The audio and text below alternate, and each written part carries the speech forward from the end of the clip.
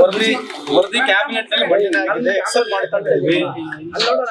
ಚಲವಣ್ಣ ಹೇಳಿದಂಗೆ ಮುಂದೆ 17ನೇ ತಾರೀಕು ಇದ್ರ ಬಗ್ಗೆ ಸ್ಪೆಷಲ್ ಆಗಿ ಇದ್ರ ಬಗ್ಗೆ ಮಾನ್ಯ ಮುಖ್ಯಮಂತ್ರಿಯವರು ವಿಶೇಷವಾದಂತ ಒಂದು ಕ್ಯಾಬಿನೆಟ್ ಮೀಟಿಂಗ್ ನಲ್ಲಿ ಕರೆದಿದ್ದಾರೆ. ಅದ್ರ ಬಗ್ಗೆ ಚರ್ಚೆ ಮಾಡ್ತೀವಿ. ಸರಿ, ತಾವು ಏನು ಒಪಿನಿಯನ್ ಎಕ್ಸ್ಪ್ರೆಸ್ ಮಾಡಿದ್ರಿ? ಅಲ್ಲ, ನನ್ನ ಒಪಿನಿಯನ್ ಅಂತಕ್ಕಂಥದ್ದು ಕಳೆದ ಬಾರಿ ನಾನು ಹೇಳ್ತಾನೆ ಇದ್ದೀನಿ. ಯಾವುದು ನಮ್ಮ ತಮಿಳುನಾಡು ಮಾಡಲ್ ಇದೆ, ತಮಿಳುನಾಡಿನಲ್ಲಿ 69% ರಿಸರ್ವೇಶನ್ ಇದೆ ಎಲ್ಲರಿಗೆ.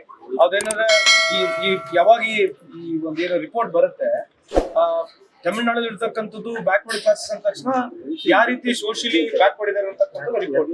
ಈ ರಿಪೋರ್ಟ್ ಬಂದ್ರೆ ಅದ್ರ ಪ್ರಕಾರ ನಾವು ಕೂಡ ಕರ್ನಾಟಕದಲ್ಲಿ ಸುಮಾರು 69% ಅಷ್ಟು ರಿಸರ್ವೇಶನ್ ಕೇಂದ್ರ ಸರ್ಕಾರಕ್ಕೆ ಕೇಳಿ ನಾವು ಅನುಮತಿಯನ್ನು ಪಡ್ಕೊಂಡ್ರೆ ಕರ್ನಾಟಕದ ಬಹಳಷ್ಟು ಜನರಿಗೆ ಅನುಕೂಲ ಆಗ್ತಕ್ಕಂಥ ನನ್ನ ವೈಯಕ್ತಿಕ ಅಭಿಪ್ರಾಯ. ತಮಿಳುನಾಡದಲ್ಲಿ ಕೊಟ್ಟರು ಕೂಡ ಸುಪ್ರೀಂ ಕೋರ್ಟ್ ಅಲ್ಲಿ ಕೇಸ್ ಇನ್ನೂ ಜಾರಿ ಆಗಿಲ್ಲ, ರಾಜ್ಯದಲ್ಲೂ ಅದೇ ಆಗುತ್ತೆ. ಇರೋದು 69%. ಈಗ ನೀವು ಕ್ರಿಮಿ ಲೇಯರ್ ಬಂದಾದ್ಮೇಲೆ ಕೇಂದ್ರ ಸರ್ಕಾರ ಕ್ರಿಮಿ ಲೇಯರ್ ಬಂದಾದ್ಮೇಲೆ 50% ದಾಟಿದೆಯಲ್ಲ. ಈಗ ಕ್ರಿಮಿ ಲೇಯರ್ ಕೊಟ್ಟಿದ್ದಾರೆ ತಾನೆ ಯಾರು ಕೇಂದ್ರ ಸರ್ಕಾರ. ಯಾರಿಗೆ ಕೊಟ್ಟಿರೋದು ಕ್ರಿಮಿ layer? 10% of what is the population of the people who are in criminal layer? ಯಾರು ಅವರು ಕ್ರಿಮಿನಲ್ ಲೇಯರ್ ಇರ್ತಕ್ಕಂಥವ್ರು ಯಾರು? ಸೊ ಹಂಗಾಗಿ ಎಲ್ಲರಿಗೂ ಸಿಗ್ಲಿಲ್ಲ, ಎಲ್ಲರಿಗೂ ಅವಕಾಶ ಸಿಗ್ಲಿ ಅಂತಕ್ಕಂಥ ನನ್ನ ವೈಯಕ್ತಿಕ ಅಭಿಪ್ರಾಯ, ನನ್ನ ವಾದ. ಅದ್ರಾಗ ಏನಾಗುತ್ತೆ, ಎಲ್ಲಾ ಶೋಷಿತ ವರ್ಗಗಳು, ಎಲ್ಲಾ ಸಮಾಜದ ವಿಶೇಷವಾಗಿ 5 ವರ್ಗದ ಸಮಾಜಗಳ ಯಾರ್ಯಾರು ಬ್ಯಾಕ್ವರ್ಡ್ ಕ್ಲಾಸ್ ನಾಗಿದ್ದಾರೆ ಎಲ್ಲರಿಗೂ ಅವಕಾಶ ಸಿಗುತ್ತೆ ಅಂತ ನನ್ನ ವಾದ.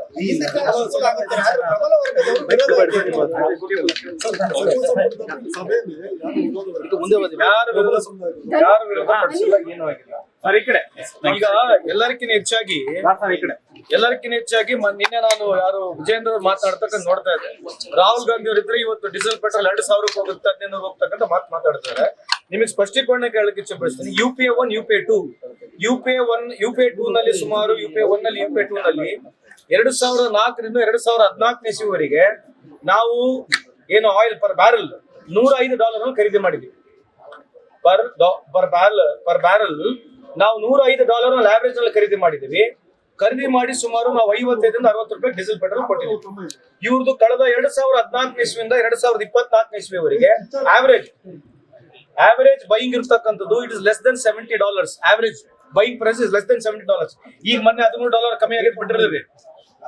$70 ನಲ್ಲಿ ಆವರೇಜ್ ಖರೀದಿ ಮಾಡಿ ಇವರು ನಮಗೆ 100 ರೂಪಾಯಿಗೆ ಹೆಚ್ಚು ಡೀಸೆಲ್ ಪೆಟ್ರೋಲ್ ಕೊಟ್ಟಿದ್ದಾರೆ. ಕಾರಣ ಏನಂದ್ರೆ ಮನಮೋಹನ್ ಸಿಂಗ್ ಅವರು 90,000 ಕೋಟಿ ಸಬ್ಸಿಡಿ ಕೊಟ್ಟರು. ಪ್ಲೀಸ್ ಕೇಳ್ಕೊಳ್ಳಿ, 90,000 ಕೋಟಿ ಮನಮೋಹನ್ ಸಿಂಗ್ ಅವರು ಸಬ್ಸಿಡಿ ಕೊಟ್ಟರು. ಅದಕ್ಕಾಗಿ $105 ಖರೀದಿ ಮಾಡಿದ್ರು ಕೂಡ ನಮಗೆ 55 ರೂಪಾಯಿಂದ 60 ರೂಪಾಯಿ ಬಂತು. ಈ ಕೇಂದ್ರ ಸರ್ಕಾರ ಯಾಕೆ ಸಬ್ಸಿಡಿ ಜಾಸ್ತಿ ಕೊಡ್ತಾ ಇಲ್ಲ ಅಂತಂದ್ರೆ, ಕೇಂದ್ರ ಸರ್ಕಾರ ಏನೇನು ಸಬ್ಸಿಡಿ ಜಾಸ್ತಿ ಕೊಟ್ಟರೆ ರಿಲಯನ್ಸ್ ಬಂಕ್ಗಳು ಕಳೆದೋಗ್ಬಿಡ್ತಾರೆ.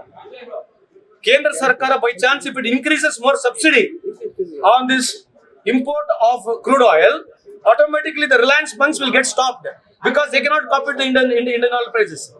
ಹಂಗಾಗಿ ಕೇಂದ್ರ ಸರ್ಕಾರ ಸಬ್ಸಿಡಿ ಜಾಸ್ತಿ ಕೊಟ್ಟರೆ ರಿಲಯನ್ಸ್ ಬಂಕ್ಗಳು ನಿಂತ್ಕೊಂಡು ಹೋಗ್ತಾ ಒಂದು ಉದ್ದೇಶ ಕಾರಣಕ್ಕಾಗಿ ಇವತ್ತು ರಿಲಯನ್ಸ್ ಬಂಕ್ ಅವರು $1 ಕಮ್ಮಿ ಮಾಡ್ತಾ ಇದ್ದಾರೆ.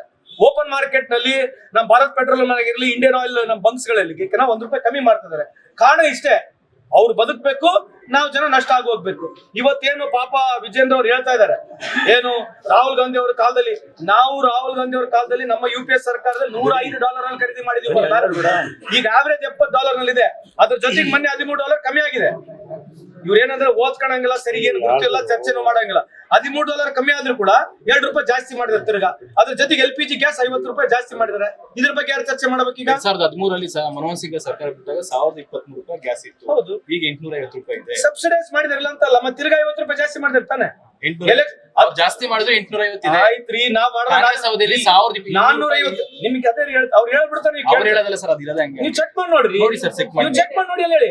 2013 ಸರ್ಕಾರ ಬಿಟ್ಟಾಗ $23 ನೀವು ಚೆಕ್ ಮಾಡಿ. when we left, we started also. We started at 450. ಆಯ್ತಾ, we started at 450. If I'm not wrong, we have not mostly charged even ₹1,000 also. Let me verify it. ನೀವು ವೆರಿಫೈ ಮಾಡಿ. ನೀವಿಂತ ಕೇಳಿಲ್ಲ ಅವ್ರಿಗೆ. ಈಗ ಈ ಡೀಸೆಲ್ ಪೆಟ್ರೋಲ್ ಇಷ್ಟು ವ್ಯತ್ಯಾಸ ಆಗ್ತದೆ, ನೀವು ಅವ್ರನ್ನ ಕೇಳಿ ಯಾಕೆ ಸಬ್ಸಿಡಿ ಕೊಡ್ತಾರೆ ಜಾಸ್ತಿ? ಅವರು ಏನ್ ಬಂದ್ ಅಗಲೆಲ್ಲ ಹೋರಾಟ ಮಾಡ್ತಾರೆ, ಯಾಕೆ ಅವ್ರು ಯಾಕೆ ಸಬ್ಸಿಡಿ ಕೊಡ್ತಲ್ಲ ಜಾಸ್ತಿ? Why are they not paying subsidy? If they pay more subsidy, it will benefit every common man. ರೈತರಿಗೆ ಅನುಕೂಲ ಆಗುತ್ತೆ, ಟ್ರಾನ್ಸ್ಪೋರ್ಟ್ ಅವ್ರಿಗೆ ಅನುಕೂಲ ಆಗುತ್ತೆ, ಆಟೋ ರಿಕ್ಷಾ ಡ್ರೈವರ್ಗೆ ಅನುಕೂಲ ಆಗುತ್ತೆ, ಎವ್ರಿ ಇಂಡಸ್ಟ್ರಿಗೆ ಅನುಕೂಲ ಆಗ್ತಕ್ಕಂಥ ಟ್ರಾನ್ಸ್ಪೋರ್ಟೇಷನ್ ಇಂದ. ಜನ ಆಕ್ರೋಶ ಯಾಕೆ ಇದ್ರ ಬಗ್ಗೆ ಮಾಡ್ಬೇಕಲ್ಲ? ಯಾಕೆ ಮಾಡ್ತಾರೆ ಇದ್ರ ಬಗ್ಗೆ ಯಾತ್ರೆ? ಅವರು ಅದ್ರ ಬಗ್ಗೆ ಚರ್ಚೆ ಮಾಡಿ. ಆಮೇಲೆ ಇನ್ನೊಂದು ಏನು ಬಹಳ ಹೇಳ್ತಾ ಇದ್ರೆ, ಮೊನ್ನೆ ತಾನೇ ಒಂದು ಫೈಟರ್ ಜೆಟ್ ಕ್ರಾಶ್ ಆಯ್ತು, ನಿಮ್ಗೆ ಗೊತ್ತಿದ್ಯಾ? ಸಿದ್ಧಾರ್ಥ ಅಂತ ಒಬ್ಬ ಯುವಕ ಏರ್ಫೋರ್ಸ್ ನಲ್ಲಿ ಇರ್ತಕ್ಕಂಥ ಫೈಟರ್ ಜೆಟ್ ಕ್ರಾಶ್ ಆಗಿದೆ. 70 ವರ್ಷದ ಹಳೆಯದು. ಭಾರತದ ಇಡೀ ಪ್ರಪಂಚದಲ್ಲಿ ಎಲ್ಲಿ ನಡೀತಾ ಇಲ್ಲ ಫೈಟರ್ ಜೆಟ್, ಇಲ್ಲಿ ಮಾತ್ರ ನಡೆಸ್ತಾ ಇದಾರೆ. ಇದ್ರ ಬಗ್ಗೆ ಎಲ್ಲ ಚರ್ಚೆ ಆಗೋದಿಲ್ಲ.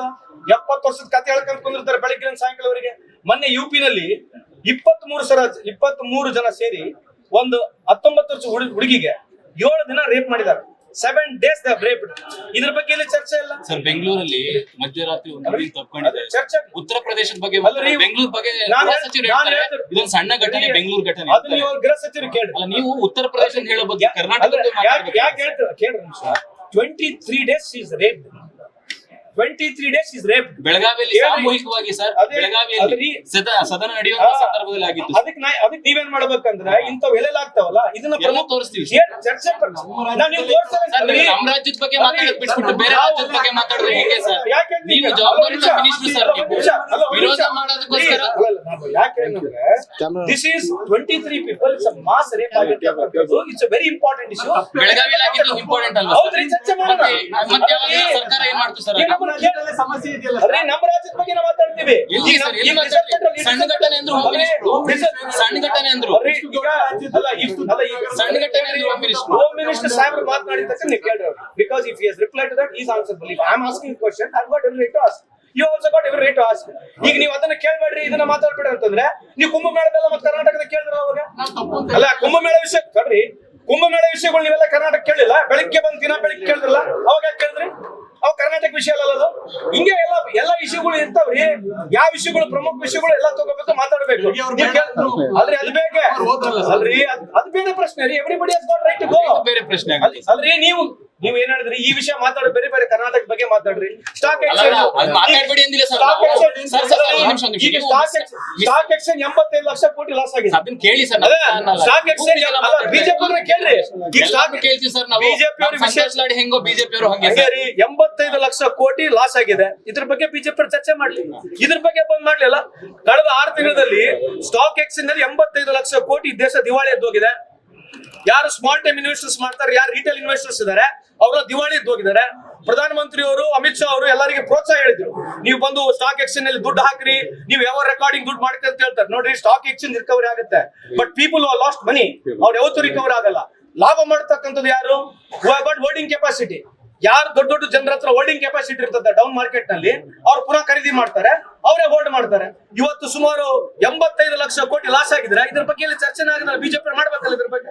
ಪ್ರಹ್ಲಾದ್ ಜೋಶಿ ಸಾಹೇಬ್ರು ಬಂದು ಮಾತಾಡಿದ್ರ ಬಗ್ಗೆ. ಮೊನ್ನೆ ಪಿಯೂಷ್ ಗೋಯಲ್ ಅವ್ರು ಹೇಳ್ತಾ ಇದ್ರಲ್ಲ, ಇವತ್ತು ಈ ಇಂಡಿಯಾದಲ್ಲಿ ಏನ್ ನಡೀತಾ ಇಲ್ಲ, ಫುಡ್ ಡೆಲಿವರಿ ಆಪ್ ಮಾಡ್ತಕ್ಕಂಥ ಇನೋವೇಷನ್ ಇಂಡಿಯಾ ಆಗಿದೆ ಅಂತ ಅವ್ರು ಹೇಳ್ತಾ ಇದಾರೆ. ಇದ್ರ ಬಗ್ಗೆ ಬಿಜೆಪಿ ಅವ್ರು ಚರ್ಚೆ ಮಾಡ್ಲಿಲ್ಲ. Please, I am ready for a debate. Please call them. Commission ಆರೋಪ ಮಾಡಿದ್ದಾರೆ ಸರ್. ಅದ್ರ ಬಗ್ಗೆ ಮಾತಾಡ್ಬಿಡಿ ಸರ್. ಕಮಿಷನ್ ಆರೋಪ ಮಾಡಿದ್ದಾರೆ ಸರ್ಕಾರದ ಮೇಲೆ.